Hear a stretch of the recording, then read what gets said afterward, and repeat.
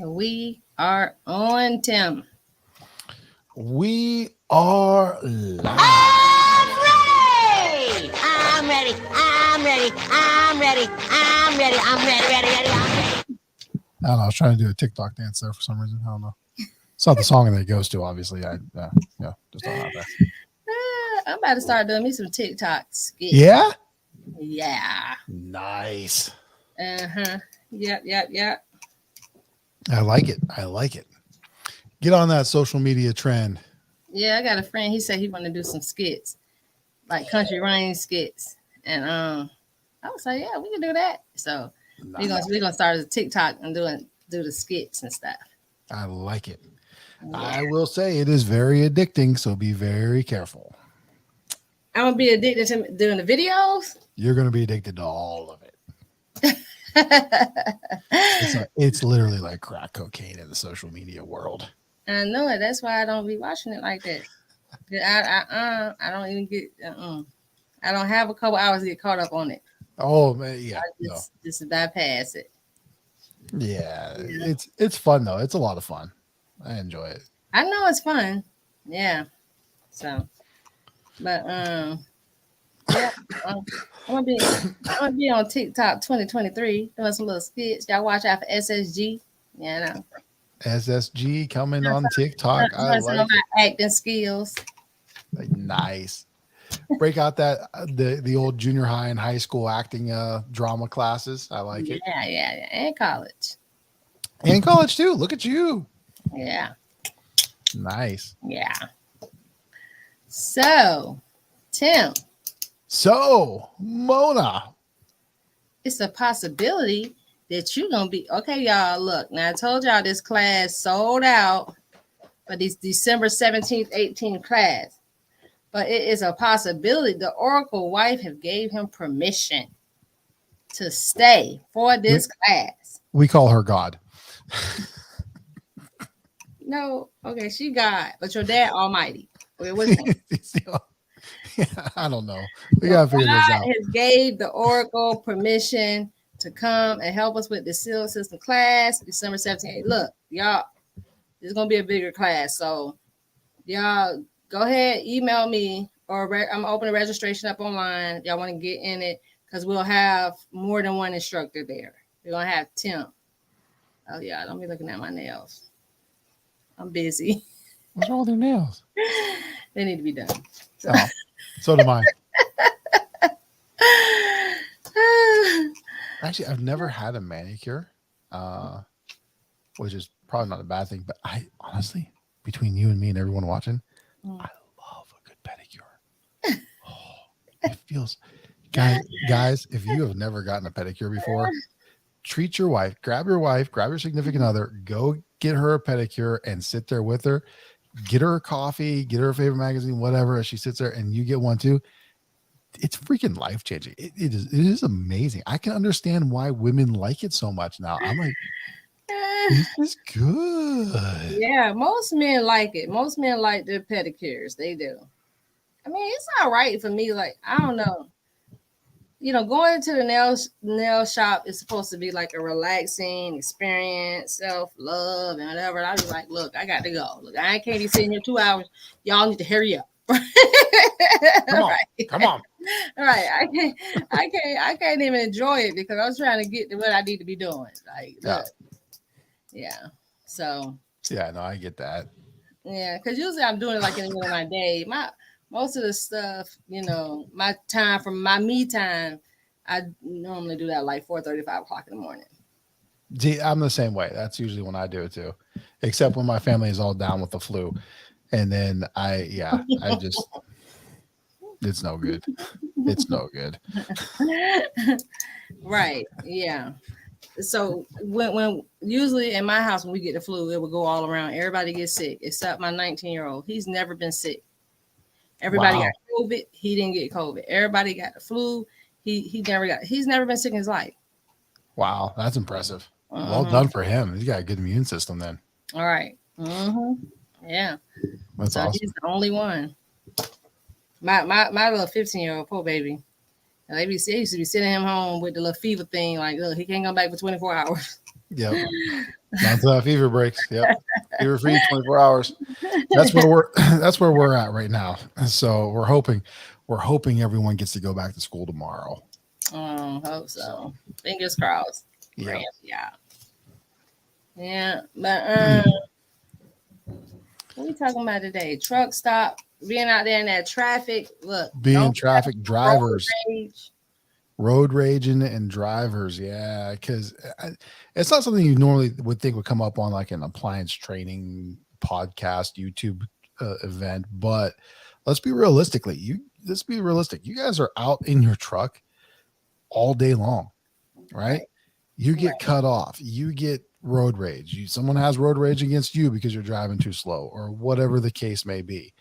If you guys haven't already, so we're going to talk a little bit about that. But one of the first things I would say is if you guys haven't already, invest in some type of like GPS tracking system for your trucks. And not only because it will, those will sometimes alert, depending on what you get, will alert the authorities in case if there's an accident.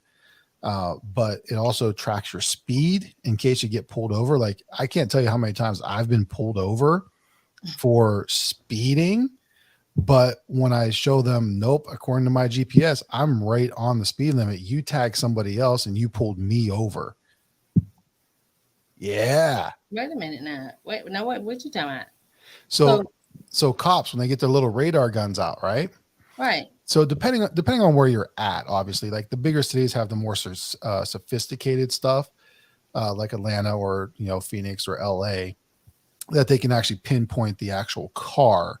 But for a lot of the smaller town places, especially if you guys are out in the suburbs or whatever, a lot of the smaller town systems, they still have the older radar equipment. So they just pick a car. They tag the first car or the car that's speeding, it pops up. And then if you're in a group with traffic, they would just pull over whatever car they can pull over. Right, I know, but how your GPS tell you what you was going? Because your GPS has a speed limit on it. Like even if you open up Waze tells you how fast it goes. On it, but are you, if you're stopped now, so the cop is taking your word for it? Like my GPS said I was going this, or your GPS still shows like what you were going? Depending on the GPS system, you can, in some of them, you can open it up, or you can pull the recording down of what you were doing. So by the time you actually go to court, you can pull down the recording. You can download the recording of what you were actually traveling at that time and prove it to the court that you were not speeding. But mine, I have the little State Farm. That didn't work for me because I'm usually speeding. Yeah, so am I. But there's one time I wasn't though. But I have the little State Farm tracker thing, right? And I can actually pull down the map, and it will actually show me the points at which I was speeding and which I was not. So I can actually pull up and open up and say, nope, there's where you pulled me over. I wasn't speeding.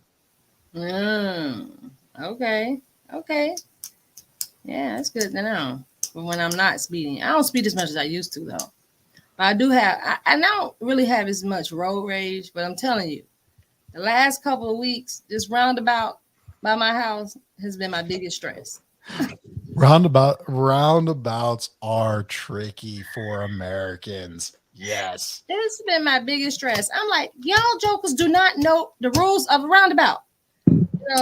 So what are the rules of the roundabout? Or what do you think the rules of the roundabout are? The rules I thought was, okay, because I'm like literally cursing people out. Like I'm just going when I'm supposed to go. And I'm like, look, you ain't going to yield. You're not going to yield. You got a whole yield. So like, I'm like stopping, like going off on these people. Okay. Because I'm like, so I'm thinking, like, I know that you have to yield to the traffic that's in the circle. Okay. I know you have to yield to that traffic. So I'm thinking if there's no traffic in the circle, the roundabout works like a stop sign. So whoever get to the yield sign first, go. So I'm at the yield sign. You just come running through your yield. I'm like, you ain't gonna stop. You just ain't gonna stop. You ain't gonna yield at all. You got a whole yield. I'm talking about, I've been cussing people out for like 3 weeks. Then I finally looked it up. Then I yield to the left. Yes. I finally looked it up. and it says you yield to the traffic to the left. So I'm like, God, this whole time I've been wrong. I said, people been looking at me like this chick. You yield to the left. You yield Yes. to the traffic to the left. So it don't matter if I got to the yield sign first. They can just come straight through their yield sign because there's no traffic to the left of them. That's correct. Yes. And you won't believe that's been my biggest stress right now. Okay. Okay. Now I'm not stressed no more because now I know that when I'm wrong, I say I'm wrong. You know, I'm usually wrong once or twice a year. So when I'm wrong, I say. All right. So here's a question then for you. Then here's a question I got for you. Mm. You are coming up to a stoplight. Okay, you're coming up to an intersection with a stoplight in it. And the light is green. All of a sudden, it turns yellow. You continue to go through the intersection.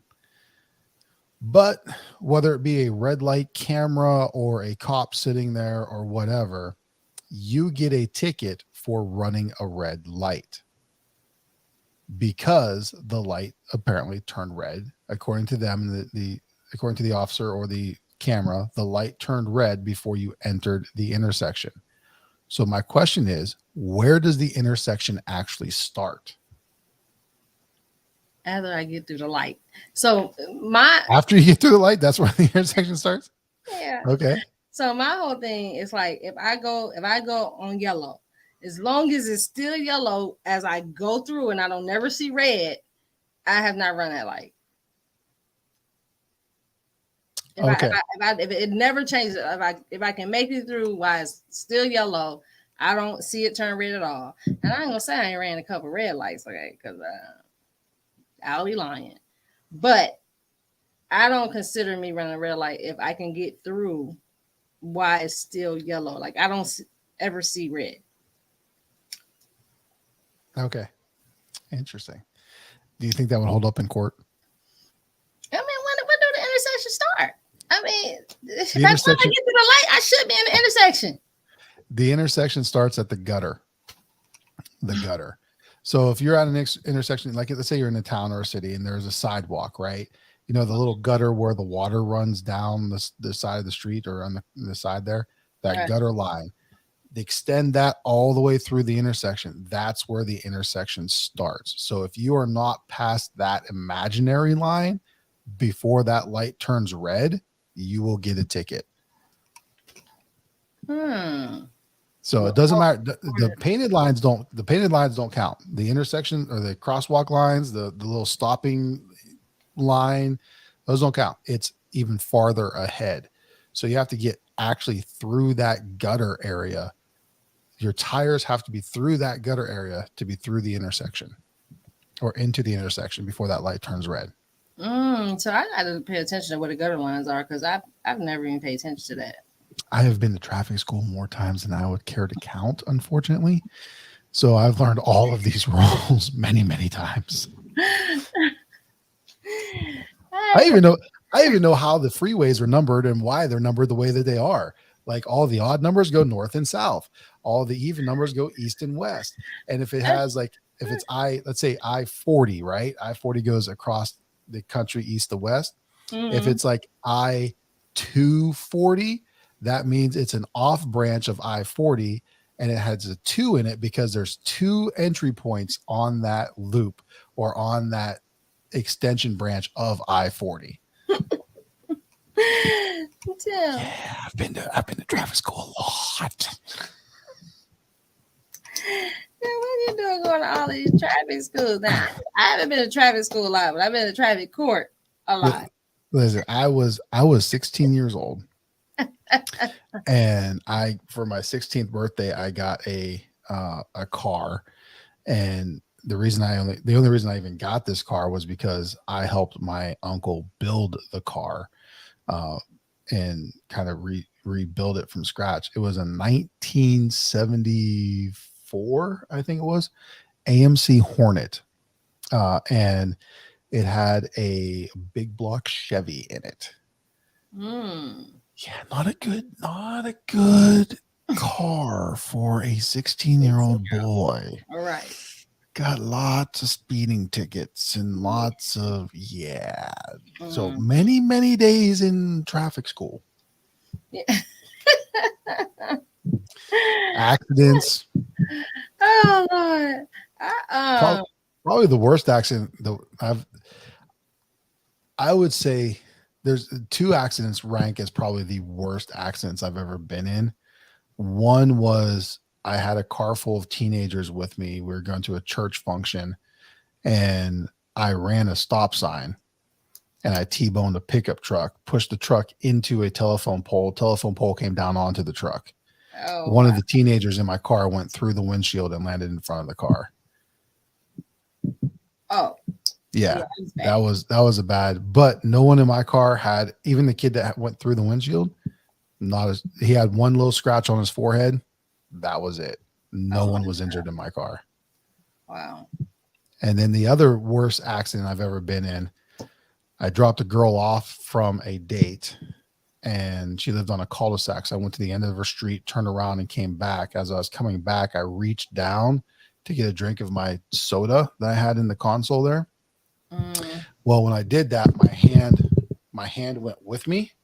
When I bent over to get it, my hand went with me. And I kind of veered and I rear-ended a parked car that was owned by a cop whose wife just got home that afternoon from having surgery right across the street from the girl's house that I just dropped off. Oh Lord. Her whole family came out and her dad was just laughing at me. And I'm sitting on the curb. 35,000 cops all showed up because it was a cop's wife. Yeah. So 35,000 cops showed up. I'm sitting on the curb, trying to hide myself from her family. Yeah. Needless to say, she got ghosted after that. I just disappeared.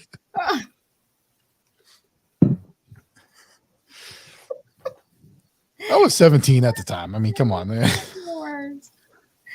Oh my God. I mean, I can't believe the accident when the guy went through the window, only got one scratch. I was in an accident. My cousin, she went through the window and all her skin was just hanging off her face like this. Like her skin was hanging off her face and she had to get plastic surgery. I'm the only one in the car that didn't get hurt. Someone upstairs, the Almighty, was looking out for us because even the first responders that showed up were like, we don't understand how you guys are still alive, because basically none of us were buckled up, number one, to begin with.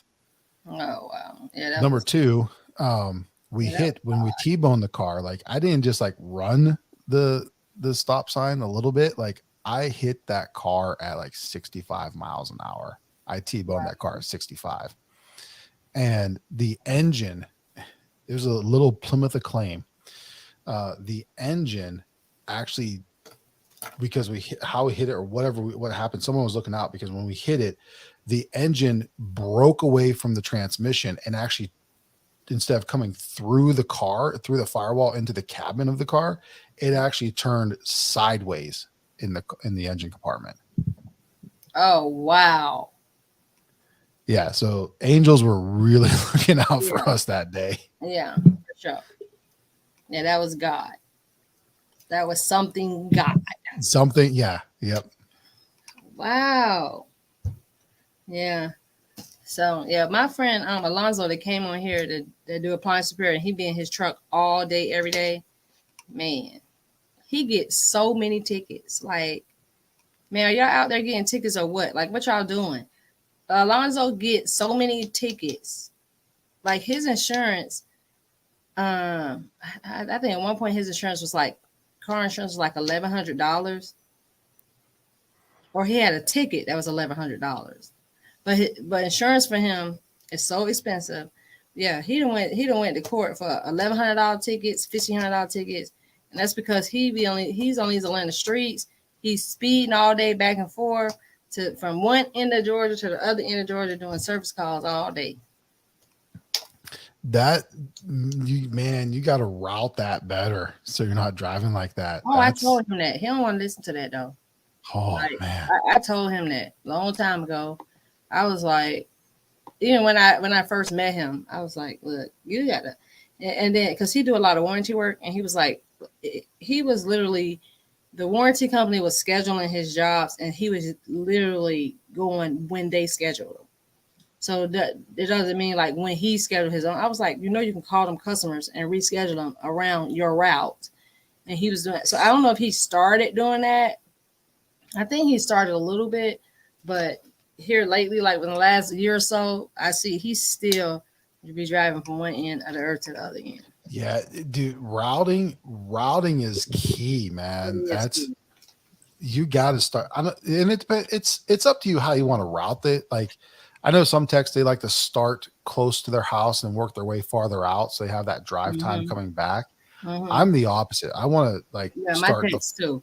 I start at the farthest one away and work my way closer because though I'm pretty good with customer service, like I need to mentally prepare for customers. So I want to take my time getting there and then work my way closer. Yeah. But you got to route that to where my text too. And so like even today, like I was doing routing for my text, and I was gonna leave it because I told you I hired a dispatcher, a girl in the office, and I was gonna leave it for her to do, but I just know I can do it way better than her. So especially in Atlanta, it's because like if it's cities, if it's Lawrenceville, Lawrenceville, Loganville, and I gave her not a map but a spreadsheet with everything that's north, everything that's east, whatever. These cities go together. But when you're working with Atlanta got so many different zip codes. You can be in Atlanta and it still be like 40 minutes away, So I knew that I would take the time to go to MapQuest and look and see exactly how far this job is from this one, which I tell her to do it too. Whether she do it or not, I don't know. I guess she'll get better. But yeah, she'll get better at it. And what really helped me when I learned how to do it was I went online and I actually purchased a map of the zip codes. So I got a map of Phoenix with all the zip codes overlaid on them. So then I had it right in front of my computer. I said, oh, okay. So you're in 85207. Okay. And then I was able to look up and say, oh, I got calls in 205, 206, 208, whatever. And they're all kind of clumped right there together. So I dispatched it. Then, someone got, 85348. Well, that's clear on the west side of town. Then, okay, you're going to be on, Tuesdays and Thursdays. Those are your days. All and right. I just kind of broke that down that way so I can visually see the zip codes. Yeah. I need to do that for her. Like me and maps, we just don't get along. Yeah, I'm good on it. I'm good. Like, I can't read a map and I just read ways and I have no sense of direction at all. And I'm like, I know a lot of stuff. I got a lot of books, so a whole lot, but I'll be the first one to tell you I can't find my way out of paper bag. Oh, yeah. I have no sense of direction. If you want to learn direction, if you want to get a better sense of direction, all you got to do is go spend some time in downtown Pittsburgh and you will learn how to have direction. Because everything is like everything's a one-way street in downtown. Everything's a one-way street. So you got to figure out, and it's not like straight in that nice little grid pattern either. No, it goes around everything and up and around, and it's just a mess. When I was 7 years old, my uncle used to take me to. My uncle had a wrecker business where he'd go and tow cars or a towing business, and he would take me whenever he had to go into Pittsburgh because it was my job to get him in and out of Pittsburgh because he would get lost with all the one-way streets or whatever. So you learn real quick how to get a sense of direction driving around in Pittsburgh. I don't know, man. I don't know if it'll work for me, man. I just don't know. I never know where I'm going. Like I heavily rely on GPS. When I first moved to Atlanta and before like everybody had GPS, Google Maps, Waze, and all that, I would go to people's house, go pull up MapQuest, write down the directions wherever I'm going, or print it out. Because it took me forever to learn Jacksonville. It took me forever to learn Jacksonville, and I only knew one way to get to everything. Like, don't start talking about nothing. I knew one way to get to everything. As soon as I finally learned Jacksonville, then I moved to Atlanta. And this is a whole nother ballgame. Like my wife My wife to this day still is like amazed at the fact that she can like spout off an address here in the Phoenix metro area. She can spout off an address, and I'll be like, "Oh, that's going to be between, Main Street and Broadway on Wrecker, between Wrecker and whatever."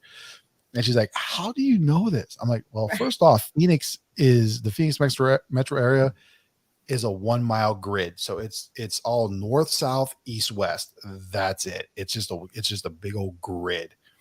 And you're doing service calls and driving around enough, you learn that, okay, the 400 block or the zeros start at this street, and then the 100 block, and then the 200 block and 300 block. And you just doing 8 to 10 service calls a day, you just learn that pattern of where it's at. And you're like, it just sticks with you. Even to this day, like I'm still spouting off like, "Oh, it's on this here." And she's like, "How do you know this?" Yeah. I just think some people just got good sense of direction, and just some people just don't. Like, that's a possibility. I mean, I'm here still. I'm 27 years old, and I still don't have good sense of direction. At the age I am now, I'm 27 years old. I still. Okay, 37. Okay. I'm not saying anything. You want? I'll believe you. I'm 27 too. There we go. Right. Yeah. If I ain't got it by now, I ain't about to get it. It's just no. But traffic laws are guys riding around in trucks all day. It's important that you guys know those traffic laws, and even if you can, I think this is good. I don't know. I'm not an insurance person. We actually should talk to, isn't Reggie's wife an insurance person? Yeah. Yeah. We should really get her on the show and talk about this. But I would imagine, like, right, they make kids go through driver's ed, right? That helps bring the cost of their insurance down because they pass driver's ed. Like, I think it would work too. Like if you voluntarily made your service techs go to a driver's ed class, right? Even though they already have their driver's license or whatever, but just to refresh, I wonder if it would help bring insurance costs down because it's like a refresher. I don't know. That's a good question to ask. Yeah, I don't know, because I know one of my friends that has appliance repair business, like a couple of his technicians in like last month or two have been in accidents. So yeah. And then that's a whole nother ball game because I mean, technically, at least in Arizona, if you have a commercial vehicle like that, you're supposed to have commercial insurance, right? It shouldn't be under your own personal insurance. It should be under business insurance. Right. And then that's a whole nother ball game when people get hurt and you get in an accident. Like that's a whole, they just start seeing dollar signs at that point. Right. So yeah, driver safety, learn those traffic laws, GPS monitor. Another reason you might want to do GPS monitor though, and this is really big if you don't have a GPS monitor and you have techs, this is why you want a GPS monitor. You can actually pull up and see, and as bad as it is, I hate doing this, but it saves you as the business owner if your techs are running service calls on the side and using your parts and your money to do it. And your clock, right? And your clock to do it, right? So now you got proof that if you do have to end up terminating them or disciplining them, you have proof when it comes to any type of labor laws that you have to think about. Right. Yeah. So y'all got to look into it. Definitely. Yep. Yeah. And while y'all looking into it, go type in www.SSG Appliance Academy and jump into some of them classes. ApplianceAcademy.com. And yes, it is official because while we've been talking here, I've had a little separate window up here. I have actually rebooked my flights. So I will be there. And hopefully, what time does the class usually get done? Hopefully I picked a good flight. What time? 4:30. 4:30? Mm-hmm. Oh, I should be good then. So when you flying out? Sunday night. So I picked a 9 p.m. flight.